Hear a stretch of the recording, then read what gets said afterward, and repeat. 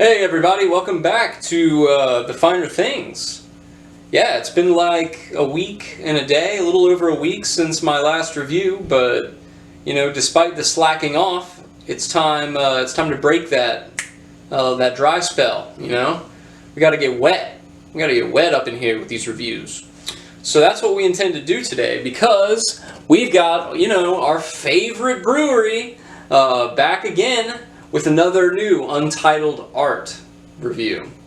So this time we've got the Untitled Art Chocolate Banana Imperial Stout. Woo! That sounds amazing. It sounds delicious. So you already know, Imperial Stout with cocoa nibs and banana puree. That's it. That's easy, simple. Brewed and canned by Untitled Art in Wenatchee, Wisconsin. Another interesting fact about this is the ABV, which this little 12-ounce can comes in at 11%. So Untitled Art are trying to make themselves a really hefty one, a really heavy one, you might say, in the alcohol sphere. So, you know, without further ado, let's give this one a try. And I also apologize for the awkward camera angle. I think I broke my girlfriend's tripod. Sorry, Lauren, I will definitely be buying you a new one soon. I think it like fell or something, and the little screw that like holds in, you know, that you can screw into the camera just fell off. So, you know, now you get to see some more of my crotch area. What's not to love? Alright, anyway, we got our trusty once was frozen mug here, because this garage is extremely hot right now, and it quickly became not very chilly. Oh yeah. Oh boy. I can smell it already. That smells so good. Wow. Got a nice little head on it there. Yup. About like 2 inches or so. It's beautiful. Perfect looking. Man, the smell. Oh my god. Here we go. Woo! That, yeah, I'm gonna get that out of the way. That smells heavenly, like straight. I mean, it just smells like a frozen chocolate covered banana, which is what they're going for. So, no surprises there. Wow, it's like it smells like a banana pudding almost, like a vanilla wafer and like banana pudding. It's like that kind of banana smell with like a little chocolate on there. Wow, it smells like dessert. I just had a big dinner, so it's time for the dessert, but man, I'm impressed with the smell. I'm very impressed. So let's give this one a try, shall we? Cheers, guys.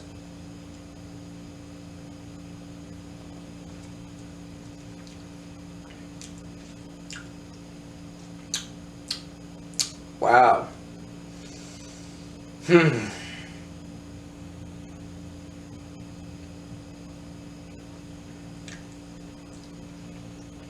Oh my god. Now this, you could throw a couple scoops of ice cream in, and I guarantee you it would be delicious. Make a float out of this boy. Man, the taste on that, surprisingly, well, I guess it shouldn't be that much of a surprise, but the nose is really banana forward, with like a hint of chocolate. Well, no, there's a lot of chocolate on the nose too. But the nose, you can really pick out the banana a whole lot. But then the taste, man, this chocolate is like chocolate syrup chocolate. It is very syrupy. It's like straight up Hershey's syrup on your ice cream chocolate. That's exactly what it tastes like. But this isn't no Laffy Taffy banana. It's real, like, banana pudding kind of banana. Or like real authentic, like banana bread kind of banana. And the chocolate is really kind of overpowering. It's like the first thing you taste immediately.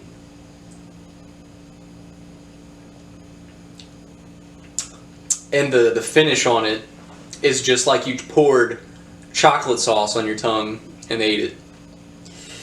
With like a hint of banana in the background. But it's a lot of chocolate. So if you wanted more banana, then maybe I wouldn't recommend it. But it's heavenly. If it's exactly what I wanted. You know, I wanted something sweet something extremely thick. The mouthfeel on this, it's almost like the syrup itself. It's like ultra thick, luscious.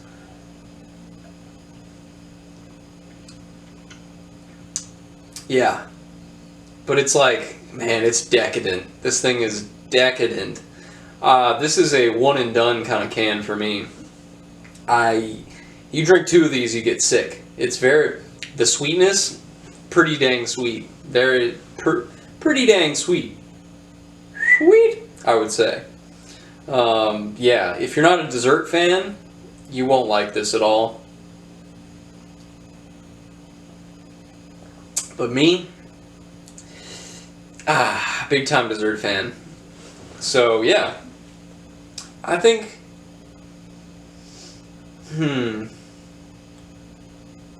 also not crushable at all. This beer is, I mean, I'm going to drink it fairly fast because I just love the thing so much, but it's extremely man, and it lingers on your taste buds. Oh my god. I can like still I'm tasting that chocolate constantly. It's very decadent, very delicious, very treat yourself. This is a treat yourself beer, because the Untitled Arts aren't very cheap. They're pretty decently priced beer they got going on, but definitely worth it if you're in the mood for something extraordinarily sweet and extraordinarily desserty. So yeah, I think I really like this one, but I don't think it's my favorite Untitled Art. I think maybe the orange cream one may be better. But with that said, I'm going to give this one a 7.7. That seems fair. Yeah, anyway, I've been reading the thumbnail. In the thumbnail, I've been reading a new book, The Crying of Lot 49. It's a pretty interesting one. It's Thomas Pynchon who wrote it. He did, what's it called? Damn, why can't I remember this right now? Inherent Vice, which is the first one of his I read, and he did Gravity's Rainbow. But I didn't get very far in Gravity's Rainbow because it just lost me, honestly. I plan on going back to it in the future, but this one's a really good read. It's fairly short. I'm almost done with it now.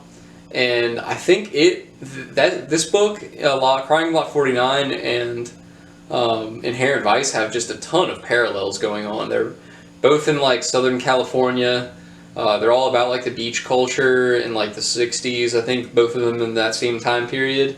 And the main characters, like the dead person or the missing person, is a real estate tycoon. So yeah, the main character Oedipus Moss, her ex-boyfriend died, and he was like a huge real estate tycoon. And the main character of Inherent Vice's ex-girlfriend, her boyfriend went missing, and he was like a huge real estate tycoon too. So there's like tons of drugs and just like promiscuity, and I don't know. They seem, and there's a lot of like conspiracy theories and stuff, and just like shady organizations. And I feel like those books just are like, they're twins. They're like almost the same thing. Like Crying of Lot 49 was like the concept he came up with, and it was one of his first books. But then Inherent Vice was like the fully fledged, like, yeah, this is what I always wanted to write kind of book, which he wrote later on in his career in I think like 2008 or 9 or something. This book is from like the 80s or 70s. I don't really know that for sure. But it's really cool. If you're into very cryptic, huge vocabulary, like, you know, there's a lot of hidden meaning in his writing, definitely give it a shot, because it'll leave your head scratching sometimes, and he'll try to lose you, which is what I think is kind of fun about it. It's challenging to me. He swaps, you know, very flawlessly between characters and like where people are and what they're even talking about, and it can get very convoluted, but it's a pretty rewarding experience, I think. So yeah, sit yourself down with one of these Untitled Arts and a good Thomas Pynchon, and you'll have a good time. So anyway, guys, thanks for watching. I appreciate the support and the views and all that stuff. I'll catch you guys next time on The Finer Things. Cheers. Peace, guys. God, that's good. Oh yeah, And I've always done this in the past. I don't know why I didn't this time. I guess I just forgot. But I always shout out the artist for the cans if they put them on there. And this one is Noel Miller. So thanks, Noel, for this pretty cool Untitled Art picture. Alright, see ya.